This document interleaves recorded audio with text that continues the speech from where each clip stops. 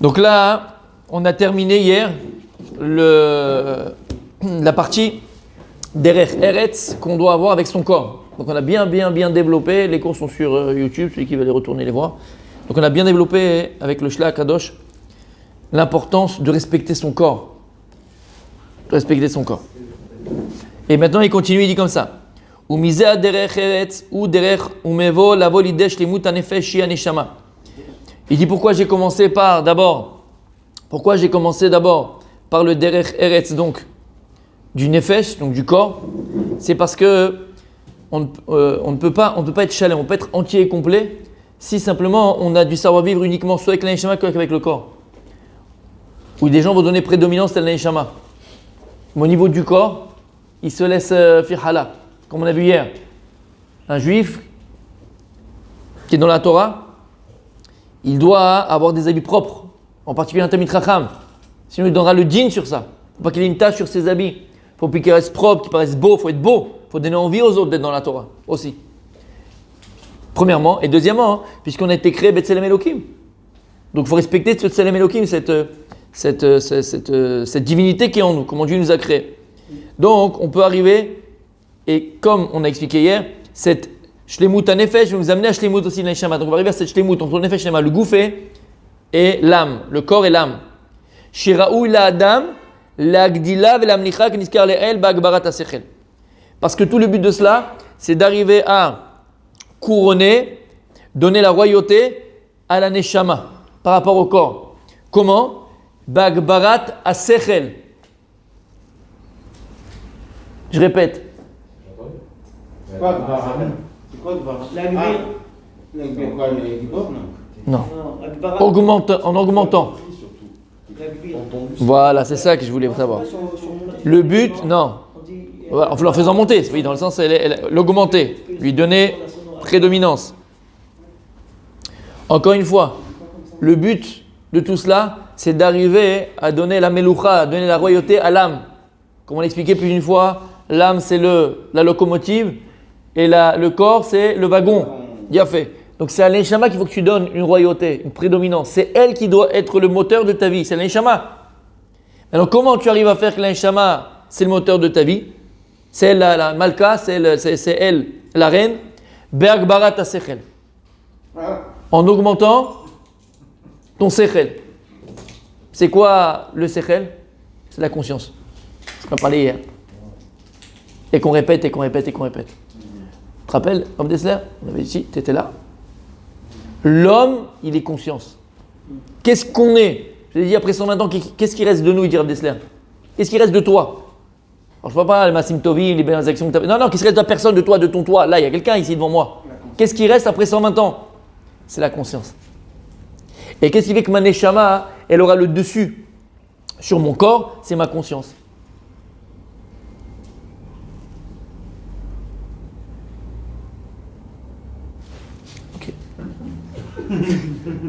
Kol chic dans les prés, fleurissent. Ah, c'est ça. C'est beau d'ailleurs. C'est ça. T'as vu ça?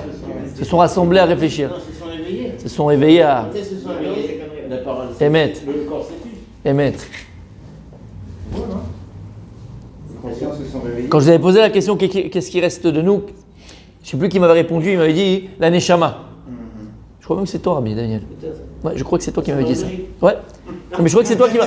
Et je crois que c'est toi, Rabbi Daniel. Mais je t'avais dit, ok, la Neshama, c'est quoi? Non, ça paraît logique que ce soit la Neshama, pas que c'est moi qui ai répondu. C'est ça que j'aime chez Daniel. Daniel, il s'aime. Embrasse-toi, chérie. Embrasse-toi. D'accord? Mais, et qu'est-ce que je t'avais répondu? Je vais dit non, parce qu'on n'est pas une Neshama, on n'est pas non plus on n'est pas un Nefesh. Qu'est-ce qu'on est? On est une conscience. Et la Neshama, en vérité, la Neshama, ouais, c'est quoi une conscience? C'est la différence entre une conscience et une Neshama. Je vais leur poser la question, je peux que Quelle différence entre eux? Parce que pour nous, la conscience, c'est la Neshama. c'est la Neshama. Alors, la Neshama. La conscience, c'est la voix. Le problème, c'est que Oui, voilà. Mais l'œil de l'autre, il ne voit que l'autre. Alors, il l'a dit, oui, il l'a dit ce matin. Il l'a dit. Il l'a dit en phonétique. D'accord? On a répété ça plus d'une fois. L'homme, il est fait de deux entités, on a dit d'un corps, d'un nefesh et d'une neshama. Maintenant, est-ce que tu es un corps ? Non, parce que si tu étais un corps, tu marcherais à quatre pattes. C'est un animal. Est-ce que tu es une neshama ? Non, Quand je dis, attendez, quand je dis ce que tu es, c'est ce que tu es profondément, pas ce que tu es. Parce que tu es formé de, mais ce que tu es, qu'est-ce qui te définit ? Tu es une neshama ? Pourquoi ? Tu seras un ange. Alors t'es quoi ? Quoi, un ange, c'est une neshama? C'est une énergie divine, c'est une énergie. Et donc l'échama, c'est qu'une énergie. Entre guillemets, entre guillemets, bien sûr. C'est une énergie. L'ange, il n'avait pas la faculté de penser, il obéissait. C'est pour ça que c'est une neshama. Non, mais un robot, il n'a pas de conscience. C'est pour ça que c'est pas une conscience. Mais c'est pour ça qu'il n'a pas de conscience. C'est pour ça que c'est pas une Entre conscience. guillemets. Donc, Il est robotisé. C'est de l'énergie. C'est de l'énergie. C'est de l'énergie spirituelle. Ah, il La fait. neshama, c'est une énergie spirituelle. Il a fait. La conscience, c'est ce qui te permet de faire le lien Mais- entre le physique et le. Il a fait. Et comment on appelle ça ? Il a dit, c'est le ruach. On a nefesh, war, neshama. Excusez plus d'une fois. Et ce nefesh, war, neshama, on a dit que le nefesh, c'est le corps. La neshama, la neshama, keleged marshava. L'âme, c'est par rapport à la pensée. Parallèle à la pensée. Et le ruach, c'est le dibur. Donc qu'est-ce qu'on est ? On est parole. L'homme, il est parole. Comme on l'a dit plus d'une fois. Ce qui définit l'homme, c'est sa parole. C'est pour ça que Il dit j'ai qu'une parole. ce qui définit l'homme, c'est sa parole. C'est pour ça qu'ils n'ont rien inventé, les psychiatres et les psychologues et les psy machins. D'accord ? Plus tu parles, plus tu racontes, plus tu vas faire parler ton inconscient, ton subconscient. C'est pas pareil, mais je parle des deux. D'accord ? Pourquoi ? Parce qu'en réalité, tu es parole. Et d'où on apprend ça, nous, dans la Gemara ? Masechet, je l'ai déjà ramené, Psachim. La Gemara, dans le Talmud de Psachim, qu'est-ce qu'il dit ? Les trois premiers dapim, il ne parle que du dibour, langage propre. Parce que comment elle commence la première Mishnah ? Qui l'a étudié, première Mishnah ? Théora, Mila Théora et Mila. Première Mishnah. Ça, c'est la huitième. Première Mishnah. De quel maseret? Psachim. Or les arba asar, bokim et tachametz. On dit or les arba asar, bokim et tachametz. C'est quoi or les arba asar ? La C'est lumière. la lumière, des. Lula. Voilà. C'est- Bokim et tachametz. Or les arba asar, bokim et tachametz. Ça veut dire quoi ? En français. C'est 4 est-ce qu'on fait le. Non, ça va pas. Ça veut dire quand tu fais. Bonsoir. Or les arba asar.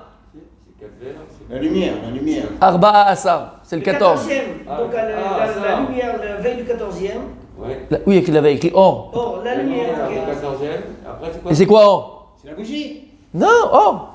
C'est le jour. C'est le jour. Au jour du 14e, donc le matin du 14, tu dois faire du 4 mètres. Quand est-ce qu'on fait du 4 mètres ? Après la Marseillaise alors. Ah bon ? C'est la veille.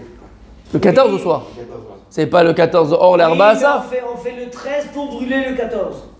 On brûle le 15. Le 15 Le 14. Alors Mais c'est le 14 au soir. On fait pas le 13. Mais C'est non, le 14 au soir. On brûle le matin. Au 14. Le soir, on fait le CD. Or l'herba ça, le 15. Or l'herba ça, botkin et tachametz. Oui, mais Botkin, dit 4 hametz, pas bio. oui, mais quand on fait l'abdika, on Oui. dit bio, non? Non, c'est le Non, lendemain. pardon, c'est le lendemain. Lendemain, attention. Ouais, attention. ouais. La nuit, c'est le jour. Pourquoi or ? La Gemara elle te dit non. Parce que le Tana, l'enseignant de la Mishnah, il voulait pas commencer par un langage Erev, Rocher, quelque chose de négatif, obscur. Alors il va te dire un langage propre. Or, mais tu sais que ça va être testé la veille. Et il y a 3 pages pour t'expliquer qu'en fait c'est la veille, c'est pas le matin. C'est par rapport à ça, il a rajouté 8 pages. Ouais. T'imagines 8 pages. Et pour apprendre un Moussar Askel, qu'après on te amène, ce qu'il a dit Rabbi Dan, la Gemara amène plein de preuves que même la Torah, Hachem il a changé le lachon pour dire un lachon propre. Et quand il a dit les animaux qui sont Impur et nam théorim, il n'a pas dit qu'ils sont impurs pour avoir un langage propre. Et la Gemara elle continue là-bas, l'importance de garder sa bouche. Et la Gemara elle te dit, Ouais, il faut éviter vraiment tout ce qui est parole négative. truc. d'ailleurs la fête de Pessah, c'est la fête on a dit de la Liberté. liberté. Quelle liberté ? Fraternité, égalité, laquelle liberté ? C'était le 14 juillet. Maternité. Parole. Pessah, c'est quoi Pessah ? La bouche qui parle. Disent les Chachamim, écoutez bien, c'est dans la Chassidoute, dit la Chassidoute que c'est quoi la fête de Pessah ? C'est Geulat Hadat. Quand le Ham Israël était en Mitzrayim, le Ham Israël était en Égypte, c'était Galut Hadat. C'était l'exil de la conscience. La conscience. On était inconscient, c'est le 49e degré de Touma. Quand est-ce qu'une personne elle se permet d'agir comme un animal ? C'est que lorsqu'elle a perdu sa conscience. Qu'est-ce qui fait qu'on est des hommes ? C'est notre conscience. Un animal n'a pas de conscience. Normal, un animal, c'est un animal. Tu comprends comme un animal, c'est naturel, c'est normal. On ne va pas lui en vouloir, c'est un animal. Qu'est-ce qui fait qu'on est des hommes? Et donc on a le chesed, qu'on a la pitié, qu'on a la miséricorde, qu'on est le... Le date. Et c'est quoi la date? C'est la conscience. Conscience. Et quand on parle de conscience véritable, on parle de vraie conscience. Et donc ils disent, les Chachamim, c'est ça en Égypte. C'était quoi la galoute d'Égypte? Galoute Adat. C'est un manque de conscience. Et c'est quoi la véritable Géoula? Géoula Adat. Et c'est ça le principe même de la Teshuvah. C'est quoi la Teshuvah? C'est une délivrance. La Teshuvah, c'est une Géoula. Pourquoi la Teshuvah, c'est une Géoula, c'est une délivrance? Parce que c'est une reprise de conscience. Oui. Quand une personne était dans la Havera, elle faisait n'importe quoi, elle trompait sa femme, elle volait, elle montait, roulait. La personne était inconsciente. Mais Quand elle fait tchouva, elle reprend une conscience. D'ailleurs, à notre petit niveau à nous, Baruch Hashem, qu'on n'est pas d'accord, notre petit niveau, quand une personne elle faute, qu'est-ce qu'il dit la Gemara dans Masechet Sota? En Adam chote, et là imken nichnas bo. C'est quoi ce Ruach Shtut? C'est que ponctuellement, oui. tu perds ta réflexion, tu perds ta conscience. La preuve, c'est qu'une personne qui faute, tout de suite après, qu'est-ce qu'elle fait? Elle regrette. Mais qu'est-ce que j'ai pas réfléchi? C'était pas moi. C'était pas moi, j'ai pas réfléchi. Mais oui, C'est pas ce qui m'a pris. voilà, j'ai pas réfléchi, j'ai pas ce qui m'a pris. Manque de J'étais hors de moi. conscience, manque de date. Parce qu'on a dit, c'est quoi la conscience, c'est quoi le date? Comment je vais acquérir une conscience par rapport aux dates? Et la date, c'est la conscience. Mais comment, c'est quoi le date? C'est le véritable lien que j'arrive à faire entre ce que je suis et ce que je vis. À partir du moment où je n'ai pas de véritable lien, je ne sais pas faire le lien entre ce que je suis et ce que je vis, j'ai un manque de conscience. C'est pour ça qu'on te dit que Katan, un lodat, un enfant il n'a pas de conscience. Mais C'est quoi la conscience? C'est le lien que tu fais avec la chose. Un enfant, tu vas le voir, il va aller faire du... Comment on appelle ça? Du... le relance-kit. Sur le bord d'une fenêtre, avec la fenêtre ouverte. Mais pourquoi il n'a pas conscience? Il n'a pas conscience du danger. Ouais. Et comme j'ai dit, tu vas dire, mais il est super courageux cet enfant. Mais non, il n'est pas courageux. Parce que là, c'est pas du courage, c'est un manque de conscience. Il est inconscient. Il est inconscient. Alors c'est quoi le courage? C'est quoi le courage? C'est qu'une personne, elle a conscience. Voilà, Consciente. Elle est consciente. ouais. Elle est consciente. Elle est consciente du danger et malgré tout, elle va braver le danger pour aller sauver son ami à la guerre. Ça, c'est un courageux. Ça, c'est un courageux parce qu'il a conscience du danger et malgré tout, il va braver le danger. Il a conscience parce qu'il veut sauver son ami. Mais alors, Vous comprenez ce qu'on est en train de dire? Ça, c'est la conscience. Quand ils sont sortis d'Égypte, Oui. comment est-ce qu'ils ont pu reprendre conscience d'une liberté qu'ils n'ont jamais connue? Oui, c'est pas le sujet, mais c'est extraordinaire. Il y a, et ça va te plaire, Rabbi Noam. Mais c'est pour ça qu'ils sont pas en Attends. Non, ça va te plaire, Rabbi Noam. Ça va lui plaire, je sais que ça va lui plaire. Écoute bien. Écoute bien. Il y a un livre qui s'appelle Derech Mitzvotecha. Il a été écrit par le Tzmar Tzedek, qui était Le petit-fils du Zalman. du Le petit-fils de Du rabbi. Zalman, du Balatania, le petit-fils du Balatania, exactement, qui était un rabbi de Lubavitch. Exactement, c'est sur lui ça. C'est celui qu'il a. Exactement. En tout cas, il a un livre. Il a un livre qui s'appelle Derech Mitzvotecha où il explique toutes les mitzvot de la Torah. Mais c'est. J'ai pas de mots pour. Bémet. C'est. c'est une prise de conscience. Non, tu ouvres le livre, c'est une lumière. C'est une lumière. Bémet, sans rigoler. C'est extraordinaire. C'est magnifique. Et là-bas, il explique ça. Il explique comment c'est possible que d'un coup, ils ont eu conscience. D'accord? La conscience de la Mais liberté. d'un côté, Écoute bien. Ils ont pas eu conscience. Écoute bien. en Égypte, Ils ont eu une conscience. il était libre. Akadosh Baruch Hu, qu'est-ce qu'il a fait? 86 ans, ils ont été. Il a écrit. Les enfants de Lévi sont devenus esclaves. Oui, 86 ans. Akadosh Baruch Hu, il les a fait sortir d'Égypte, mais il a écrit Bechipazon. C'est quoi Bechipazon? Alors ça, tu vois, physiquement, ils sont sortis en courant, ils ont pris le chalouk, ils ont couru. Non, Bechipazon, c'est quoi? C'est qu'Akadosh Baruch Hu, ponctuellement, pour pouvoir les faire sortir, il les avait passés de moins 49 à zéro direct. C'est-à-dire qu'ils les avaient passés direct en Bechipazon. C'est-à-dire qu'ils ont eu, pour les faire sortir d'Égypte, ils ont eu un éclat, pas les malam et madrigatam, c'est pas au-dessus de leur madriga, c'est 1000 fois au-dessus de leur madriga. Pourquoi? Parce que c'est ça qui les a aimantés pour sortir. L'exemple qu'il donne, c'est ce qu'on dit. Ah oui, il n'y a qu'un C'est ce qu'on dit. Il n'y a qu'un cinquième. L'homme est chané, après c'est la Emouna, mais je te parle de ceux qui sont sortis. C'est ce qu'on dit dans le Homer.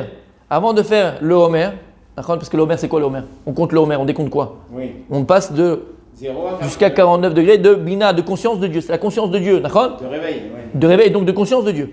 Et dans les Shem Yichud, qu'est-ce qu'on dit Rabbi Michael? אנחנו באים לקיים מצוות ספירת העומר. Le Kaïm, il Ouais, ouais.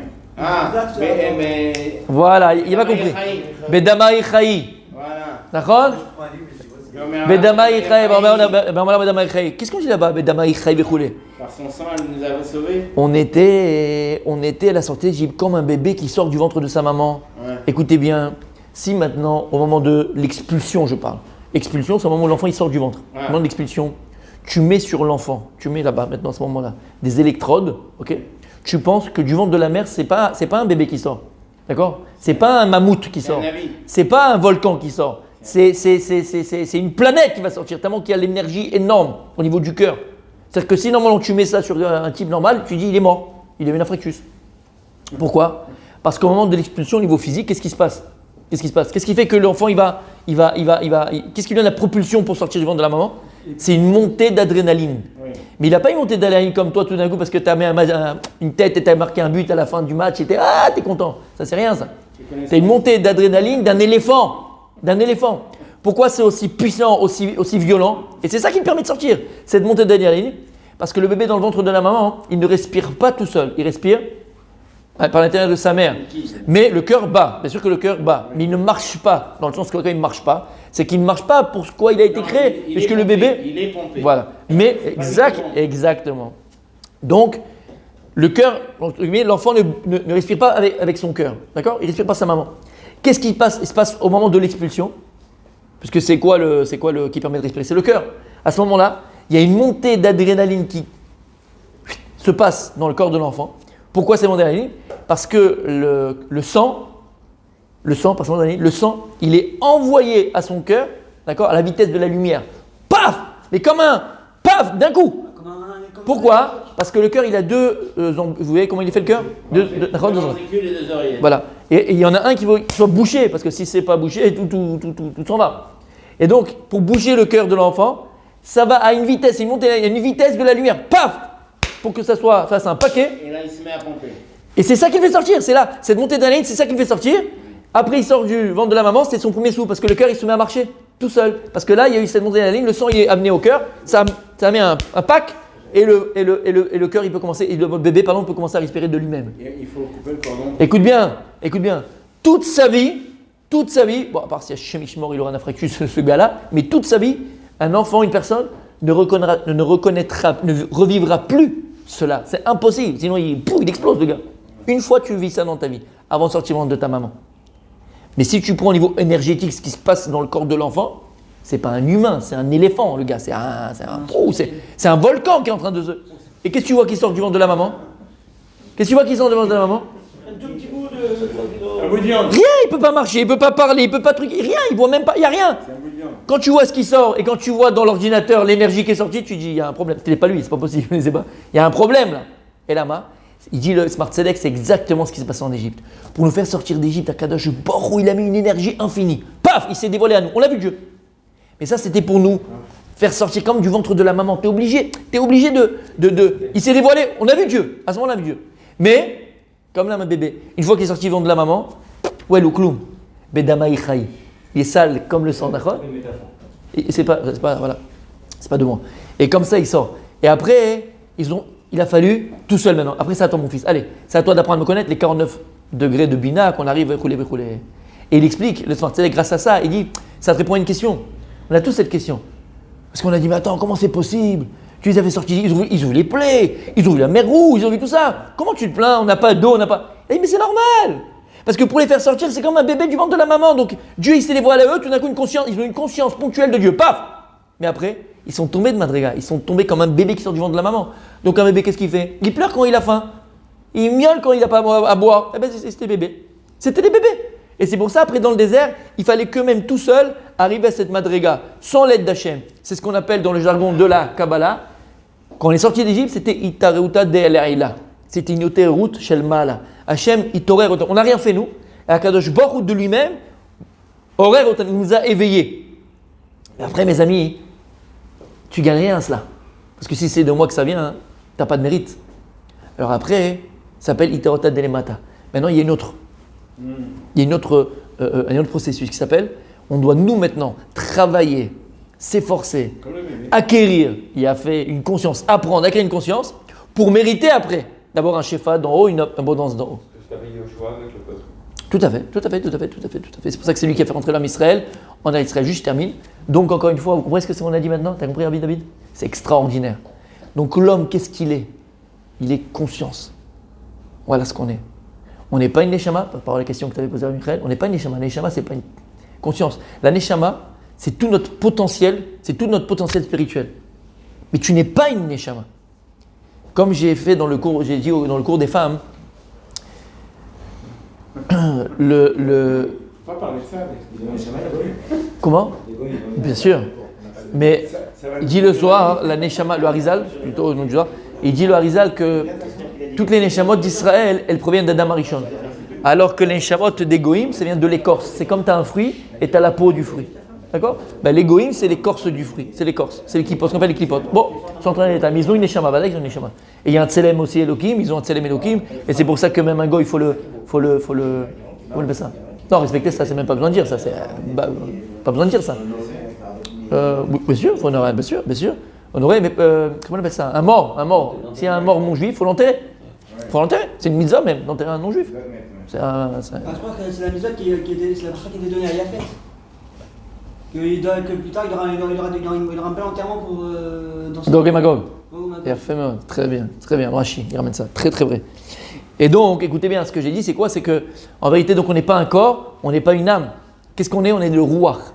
Et le rouar, c'est ce qui va me faire passer du potentiel au réel, puisque mon potentiel est dans mes chamas, ça c'est vrai, c'est toutes mes rétsalons, toutes mes volontés, tout ce que je dois devenir, tout ce que je suis en vérité, il est déjà programmé dans mon neshama. Maintenant, tout le travail de l'homme, tout le travail de la vie, c'est de passer du potentiel au réel. Qu'est-ce qui va me faire passer du potentiel au réel? C'est le rouar. Mais qu'est-ce qui nous donne envie d'aller jusque-là? C'est les tzarara. L'envie d'avoir envie. Johnny. C'est Johnny. L'envie d'aller C'est les tzarara. s'élever, c'est une tzarara. Bien sûr. vous avez entendu ça? Vous avez entendu? Bien sûr. Non, L'envie mais d'avoir envie, c'est les tzarara. Qu'est-ce qui nous donne envie de monter? Qu'est-ce qui fait que tout. C'est les tzarara. Bien sûr. Qu'est-ce qui fait que tous les jours tu te lèves et tu as envie de te lever le matin? Écoute bien ce que je dis. Que tu désires te lever le matin, c'est pas les tzaratov. Parce que la neshama, elle veut qu'une chose, remonter à sa source. Qu'est-ce qui fait que tous les matins tu te lèves, que tous les matins tu as envie de vivre ta vie, que tu as envie d'accomplir? C'est ton Yetzirara. Et c'est pour ça qu'il dit, la chassidoute, que Yetzirara, faut le chérir. Faut le chérir. Qu'est-ce qui fait que tu as envie d'aller t'accoupler avec ta femme et que ça, par là tu vas faire une grande mitzvah? C'est le Yetzirara. Qu'est-ce qui fait que tu veux manger, que tu veux faire une bracha et que tu veux faire une grande mitzvah? C'est ton Yetzirara. Qu'est-ce qui fait que tous les matins tu te lèves et que tu veux vivre ta vie physique? C'est ton Yetzirara. Mais grâce à ta vie physique, tu peux accomplir des mitzvot et des choses extraordinaires. Tu peux te réaliser et t'accomplir. Shamatem, tu savais pas ça, hein? Tu savais pas ça, hein?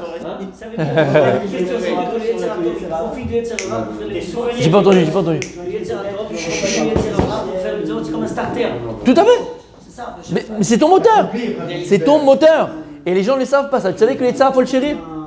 Le tzara, c'est lui qui fait que tu t'aimes tous les matins. C'est lui qui fait que tu as envie de vivre ta vie, que tu as envie d'accomplir de grandes choses. Maintenant, simplement, il faut le diriger, c'est tout. Et tzara, c'est ton moteur.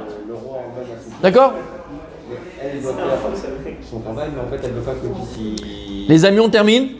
Elle ne veut pas que le fils y faute. Donc, encore une fois, oui, ce que je disais, c'est que qu'est-ce qui va me faire passer du passage du potentiel au réel? C'est le roi. Ce qu'on disait, c'est quoi le roi? C'est le libour, mais c'est ma conscience. Et je termine par rapport à la Masechet Psachim que j'ai ramené. Là-bas, la Gemara, elle continue. Après, elle dit, en vérité, en fonction de ce que tu dis, je sais qui tu es. En fonction de comment tu t'exprimes, je sais qui tu es. La Gemara, j'ai ramené déjà cet exemple. La Gemara, elle dit par exemple, il y avait un type toujours, dès qu'il avait un problème, il disait on va chez le Dayan, Il faisait un din Torah à tout le monde. C'est dans la Gemara. Khamil dit celui-là, il est Maboul pour une place de parking, pour un machin, toujours un din Torah. Ils ont vérifié, après ils ont dit celui-là, on va vérifier d'où il vient. De quel chevet il venait? Chevet Dan. Donc tu vois qu'il exprimait par la parole ce qu'il était. Un autre, il était tout le temps, comme ça, tout le temps, il était devant la mer. Il disait, moi un jour je prendrai le bateau et je ferai, je truquerai. Ils ont dit, celui-là, qu'on va voir, c'est toujours le bateau, le machin, la mer, il était fou de l'eau. Ils ont vérifié, il venait de le chevet, Zebouloun, et ainsi de suite. Donc on voit quoi? On voit que la parole te définit. Ce que tu es parole. D'où l'importance, et c'était la cours qu'on a fait pour les femmes, d'où l'importance de la prise de conscience de Mechila, du corps à tefila. On est tefila. Comment il a dit David Amelech? Bani tefila. Il a dit Bani tefila. Je suis tefila, je suis prière. Ani tefila, je suis prière. Il a défini. Et Adam, il est quoi? Tu te rappelles ce qu'on avait dit? Il est mitpalel quand tu prends le mot Adam, vous vous rappelez? Non, un peu. Adam. Lorsque tu prends le nom Adam, Adam qui définit l'homme. Tu vois, tu as Adam là, Aleph, Dalet, Mem. Lorsque tu écris le Aleph, comment tu écris le Aleph? Aleph, Lamed, P. Comment tu écris le Dalet? Dalet, Lamed, Tav. Comment tu écris le Mem? Mem. Quand tu prends les deuxièmes lettres de Aleph, Lamed, P. Deuxième lettre de Dalet, Lamed, Tav. Et la deuxième lettre de Mem, c'est Mem. Ça fait Mitpalel. Parce que l'essence de l'être, l'essence de l'homme, c'est Mitpalel. C'est Ruach, c'est la conscience. Qui est Adam ou Dibour, Adam ou Mitpalel. Ani Tefila. Il a dit, David Amelech, Ani Tefila. Tu comprends? Raconter ça si elles n'ont pas l'obligation de faire là-dessus. Oh, parce qu'elles sont. Non, je connais la réponse. Voilà, monsieur. Alors, on a dit. D'accord? Donc, les amis, voilà avec quoi il faut sortir ce matin. Ce qu'il dit le Rav. Si on est conscience, alors on n'a pas le droit de se comporter comme des animaux. On n'a pas le droit. Aujourd'hui, c'est chacun pour soi. Je pense à moi, je pense à toi. Écoutez bien. Attends, je termine. Mais c'est comme ça qu'on l'aime. Écoutez bien. Faut forger sa conscience. Faut affermir sa conscience, faire grandir sa conscience. Donc, qu'est-ce qui va me permettre de faire grandir ma conscience, puisque je suis conscience? Qu'est-ce qui va me permettre de faire grandir ma conscience? Torah ou mitzvot. Torah ou mitzvot. C'est que lorsque maintenant tu fais une bracha chez Akon Yabidvaro, soit cette bracha, elle va te permettre de faire grandir ta conscience, parce que plus tu es mitkaven, plus tu as l'intention lorsque tu pries et tu comprends. Baruch ata Hashem Elokeinu melech haolam she'akol niya bidvaro. On dit c'est quoi la conscience? C'est le da'at. Donc tu vas arriver à attacher ta conscience, ta personne, à ce que tu fais, à ce que tu vis. Quand tu fais une bracha, tu as fermé ta conscience. Quand tu fais une mitzvah, tu as fermé ta conscience. Lorsque tu étudies la Torah, qui est la Chokhmat Hashem, qui est Dieu lui-même, puisque les lettres de la Torah contiennent en elle la lumière divine, et donc le Ribbon Hashem, le Retzon Hashem, la volonté de Dieu. Donc lorsque tu lis la Torah, il dit le Baal Shem Tov, écoutez bien, c'est Pele Plaim, je ne sais pas si je peux vous le dire. Je te le dis à toi? Non, Bémet. Il dit, non, parce que nous on croit que, encore une fois, je vous dis, il a créé un monde logique, il faut arrêter de penser que le monde est comme ça, il y a un monde logique, il y a, voilà, on te dit, voilà, exactement, il y a un céder, il y a des. C'est pas un petit bonheur la chance. Il dit, pourquoi est-ce que les tzadikim, ils font des miracles? Je dis, mais écoutez bien ce qu'il dit. Il dit, Baal Shem Tov, pourquoi les tzadikim font des miracles? Tu vois un tzadik, la femme elle est enceinte, l'autre il a un bébé, l'autre il a le parnassa, l'autre il a ceci, l'autre il a. Comment ils font des miracles? C'est des marabouts? C'est des marabouts? C'est caché au Dibour, puisqu'on parle des Otiyot Torah, donc c'est le Dibour. Il dit comment? Ils connaissent le secret des lettres. Oui! C'est-à-dire qu'ils s'attachent à leur limoud, ils s'attachent à ce qu'ils étudient, ils s'attachent à leur limoud. Et quand tu t'attaches, il dit le Baal Shem Tov, c'est très important, lorsqu'on étudie ou lorsqu'on prie, d'accord, de visualiser les lettres. Nous, quand on lit, qu'est-ce qu'on fait? Même si des fois on fait même sur le Sidour, il est là pour faire beau le Sidour. Mais est-ce que tu lis? Non, tu fais par cœur. Même quand il est ouvert. Non. Écoutez, vous savez que c'est une avoda. Parce que nous, on le fait par cœur. C'est très dur. Mais tous les matins, de lire, je parle de lire, c'est-à-dire que tu vois le Aleph avec le Bet, avec le He, avec les voyelles, et tu associes. Pas conscient, il y a des messages à l'intérieur dans ces lettres. Mais c'est tout le code du monde, c'est le code, c'est les codes. Ronen Adat, si tu fais bien ton Ronen Adat, je te le signe, Rabbi, je te le signe, c'est pas de moi, c'est je te le signe, c'est comme ça que c'est écrit. À Kadosh Baruch ce jour-là, si tu fais Ronen Adat comme il se doit, mais tu as une Koach HaChokhma, tu vas comprendre tout Gemara en 2 secondes, tu vas faire le cours à ma place. Mais c'est Vadaï Baro. Mais plus que ça, il dit Baal Shem Tov, lorsque tu pries ou lorsque tu étudies, il faut embrasser les lettres, faut embrasser avec le sechel, il faut embrasser avec ta bouche. Parce que tu les prononces. Et regarde ce qu'il dit, le Baal Shem Tov. Il dit le Baal Shem Tov, alors pourquoi les tzadikim, ils peuvent faire des miracles? Parce que lorsqu'ils étudient ou qu'ils prient, ils s'attachent aux Otiyot à Torah, ils s'attachent aux lettres de la Torah. On a dit que les lettres de la Torah, c'est Dieu lui-même, puisqu'elles contiennent la lumière divine, le Retzon Hashem, la volonté de Dieu. Écoutez bien, et donc à ce moment-là, qu'est-ce qu'ils font? Puisqu'ils ont le corps des Otiyot, comme il dit Michael, ils ont la force des lettres, ils sont capables de transformer les lettres. Et donc si maintenant la personne, elle vient, et en vérité, écoutez bien, si on avait un appareil spirituel là, autour de nous, on ne verrait que des mots, on ne verrait que des lettres. Lorsqu'on dit qu'à les gozer, il y a des codes. Ouais, c'est des codes, il y a des codes. Comme tout est digital. Voilà, on verrait des lettres. Alors quand une personne, elle vient par exemple, il dit le Baal Shem Tov, et elle est malade, c'est quoi en vérité la maladie? C'est un néga. Le tzaddik, lui, qui a la force, le corps des lettres, il va transformer, parce que nous on ne le voit pas, mais il y a écrit néga au-dessus de la tête du type, écrit néga. Qu'est-ce qu'il fait lui? Il va le transformer en aigle. Il va transformer les lettres, il va transformer la personne. Parce qu'il a le corps des lettres, il a la possibilité comme Kaviachol, et c'est le mot qui dit le Baal Shem Tov, Kaviachol, la Kazbou, il lui donne une force divine. Il devient divin. Le tzaddik, il devient divin, pas dans le sens c'est un dieu chas veshalom. Il devient divin dans le sens il a cette force divine de pouvoir transformer. Voilà. La conscience. Et on est conscience. Alors l'Aléadas, il a des lettres qui sont grosses. Moi, je lis dedans et je lis tout. C'est Niské de le vivre et que tous les jours qu'on étudie, qu'on ne vient pas seulement pour faire notre BA, comme je dis très souvent, on est là pour faire la bonne action, mais au contraire, pour affermir notre conscience, faire grandir notre conscience de Dieu et transformer notre existence. Parce que quand ta conscience elle change, tu verras que ta réalité en vérité elle change. Parce que la réalité elle dépend de notre conscience. Ta réalité, Rabbi Dané, ce n'est pas la mienne et ce n'est pas la tienne. Pourquoi ? Parce que ce que l'on vit dépend de notre conscience. Quelqu'un qui n'a pas conscience du miracle, qui n'a pas conscience de Dieu, donc qui n'a pas conscience de l'Aïmouna, cette personne elle vit dans une toute petite capsule. Alors qu'une personne qui a une conscience de Dieu beaucoup plus large, cette personne elle devient infinie, comme Dieu. Rien ne lui fait peur, il est capable de s'engager dans les choses, faire des grandes entreprises, faire des grandes choses, dans son couple, dans l'éducation, dans tout. Ta conscience elle change, c'est ta réalité de la vie qui change. Chez Iskel Levi, Bezrat Hashem.